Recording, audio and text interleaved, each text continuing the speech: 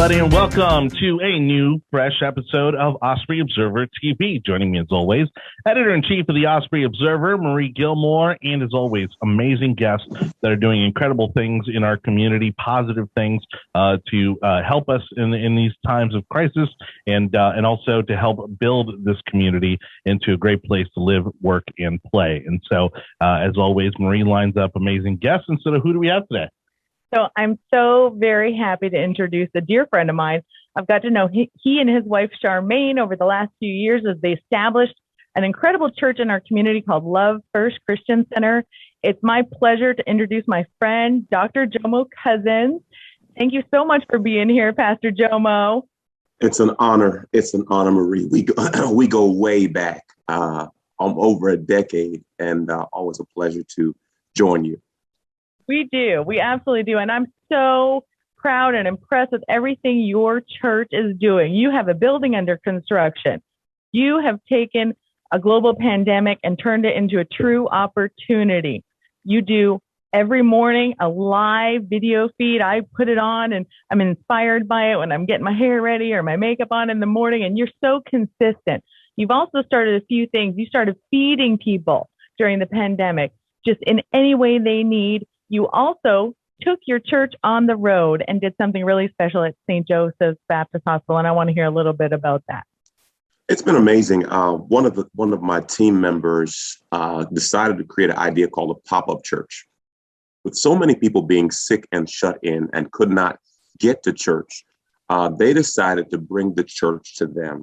So since the pandemic started, people will request to be on the pop-up church list.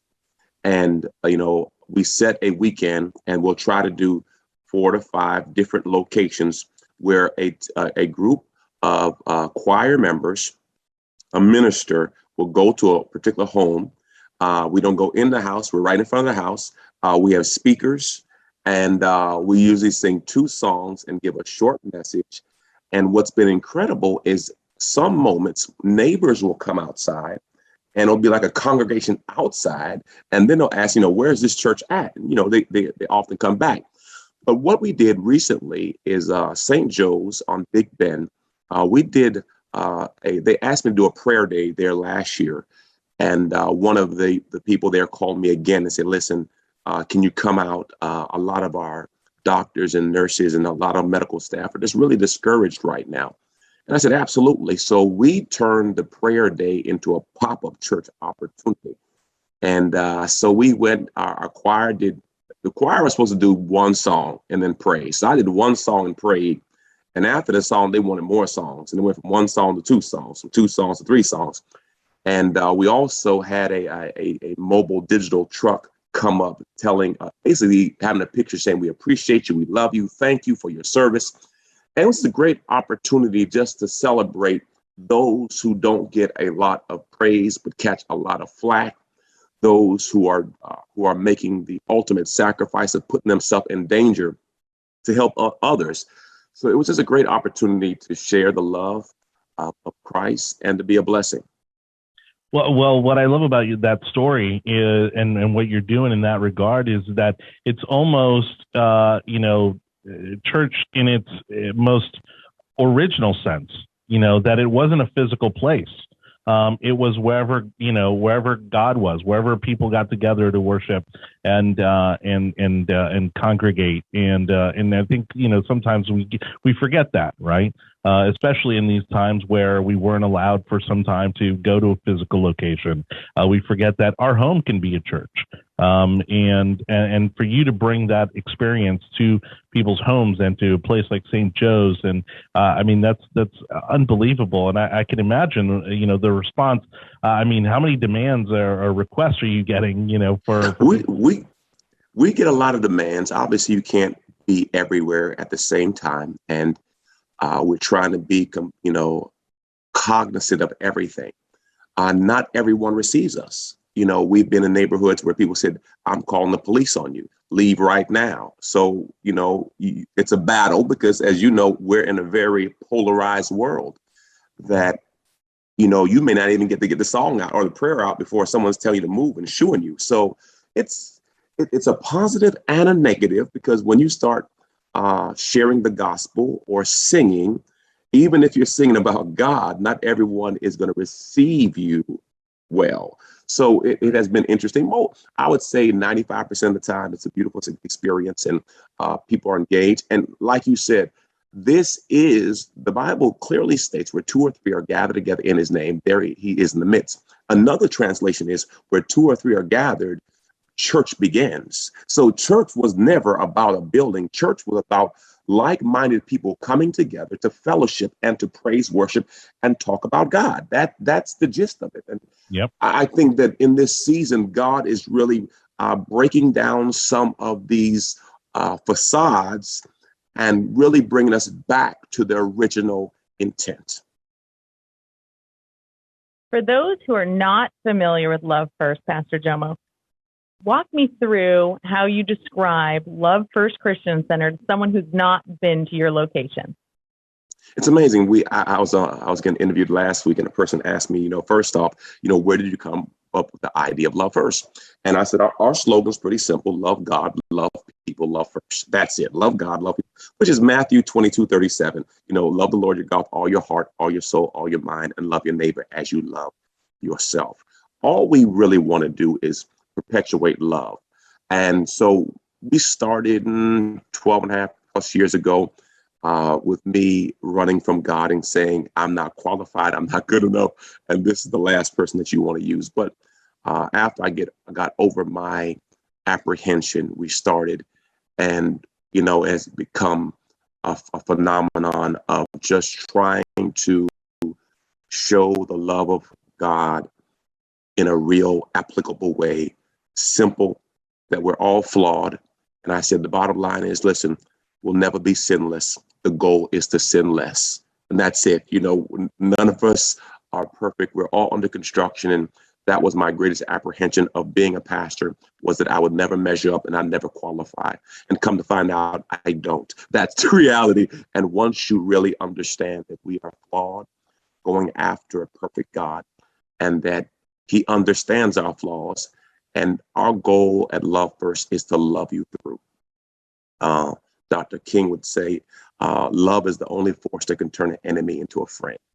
And I think right now in the space we're in, we need a lot more love, because obviously fire is not putting out the fire. At some point, we have to understand who our neighbor is. And I said, that's the rub right now. We say, love God, love people, and love your neighbors, you love yourself. The question is, we have not qualified who our neighbor is. And when you really dig into it scripturally, who your neighbor is, we don't like that answer because the neighbor is the one you don't love. And the neighbor is the one that may make you feel uncomfortable. But that is what we are supposed to do when we love people. And you can't love God and hate people. I mean, it's kind of an oxymoron. I mean, if you, yeah. God, people are made in God's image. So if you love God, you should love people. We're obviously, again, as I mentioned, in times of crisis with the coronavirus and how that has affected our entire lives. Everybody has been affected by this directly and indirectly.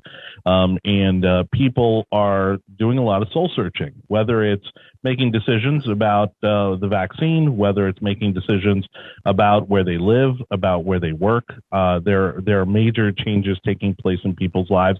How have you been guiding some of those individuals into making the decisions that, again, are going to affect them for the rest of their lives based on these times of crisis that we're going through? In this season, I'm actually in a series right now called Relationships. I have done more funerals than sermons. And the one thing about doing funerals, I tell people, if nothing else, you leave a funeral appreciative of what you have. You're actually a better person the day after a funeral. You're actually nicer because you realize that the clock is ticking and you could be next. I said, so right now we're in a season, a space and time where you really need to figure out what relationships are important. You need to tell people how you really feel about them because you just don't know. You have to make wise decisions in reference to vaccine or no vaccine. I'm a cancer survivor. I had stage 3 colon cancer. I went to my oncologist and he said, Jomo, get the vaccine. Okay, done. Get the vaccine.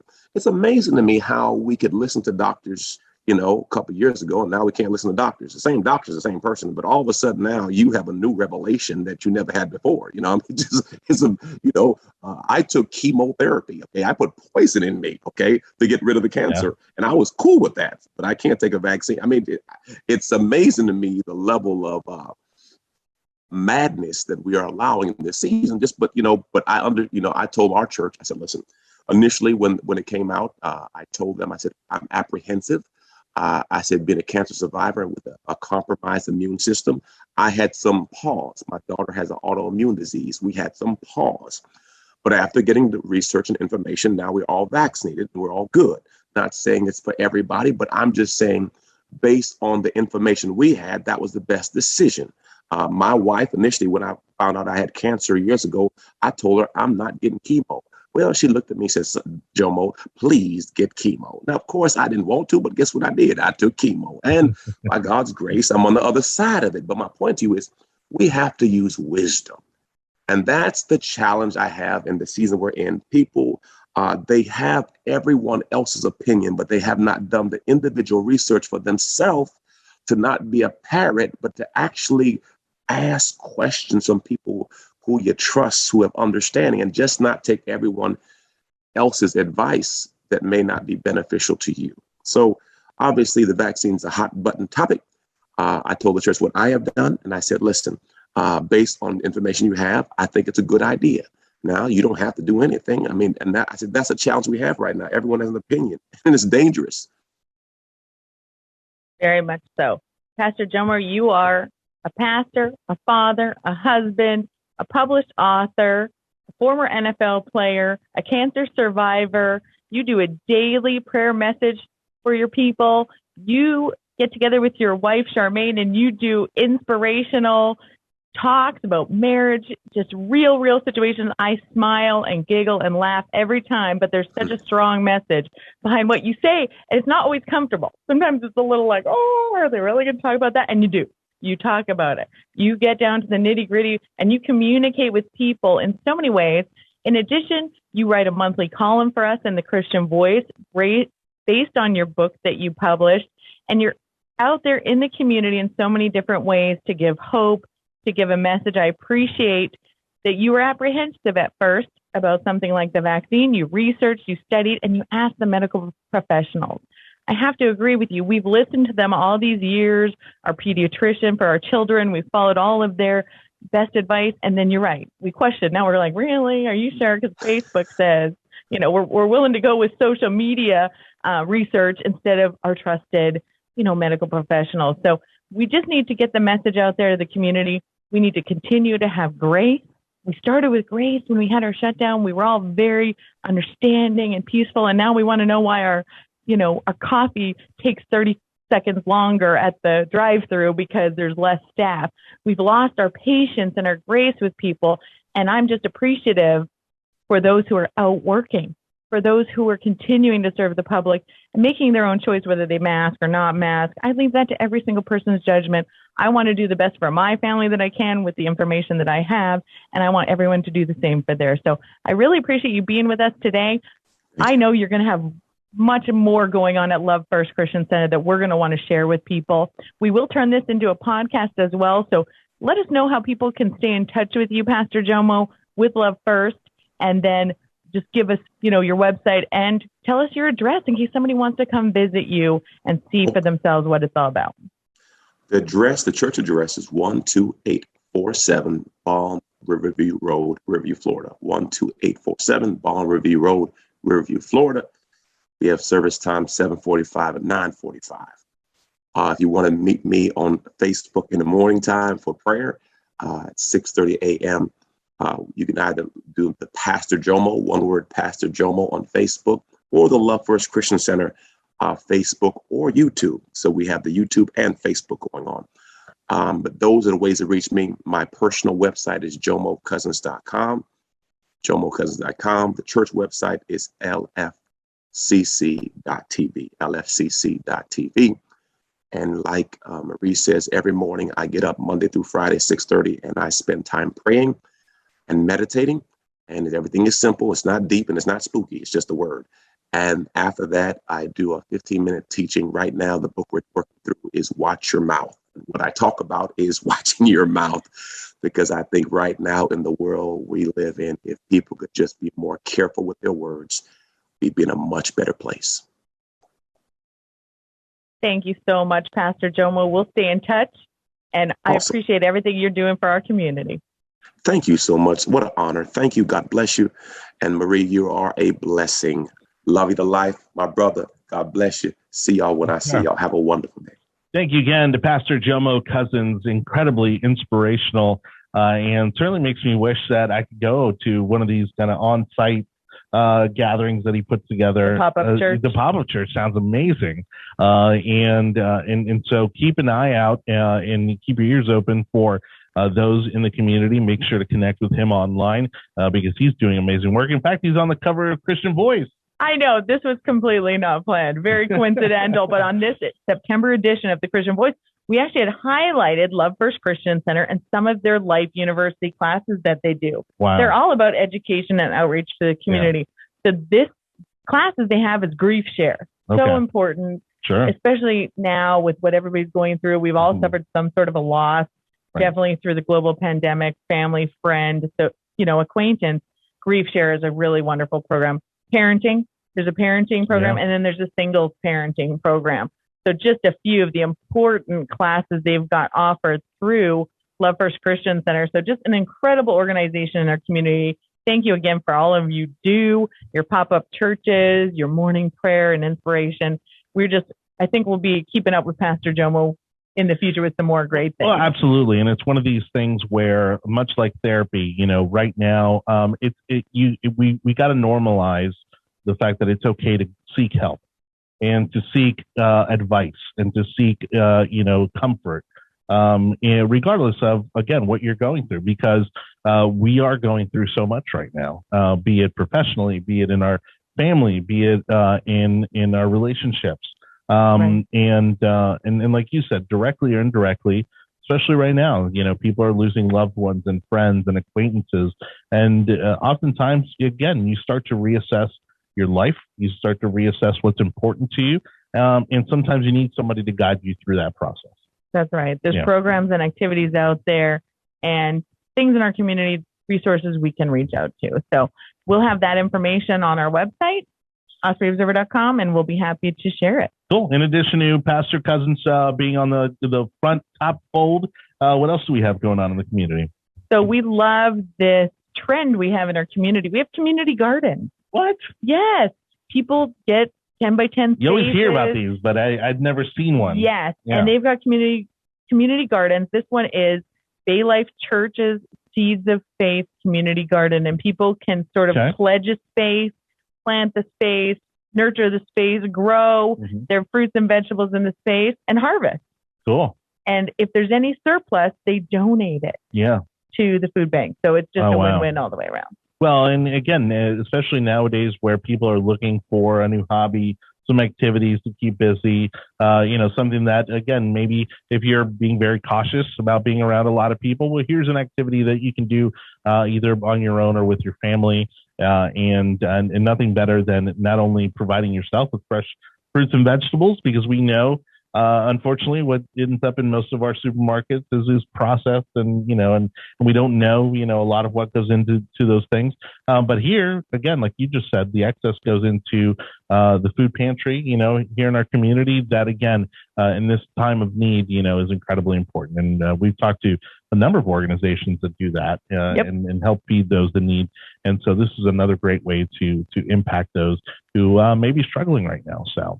For more information on a Christian Voice and, of course, things happening in our community, you can look up the christianvoice.com. Is that It's all available on Osprey Observer. Right. So ospreyobserver.com is actually the website you need to be visiting.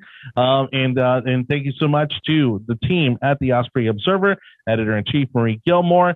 I'm Johnny Torres, the host of Osprey Observer TV. Thank you so much for watching. We'll catch you next time.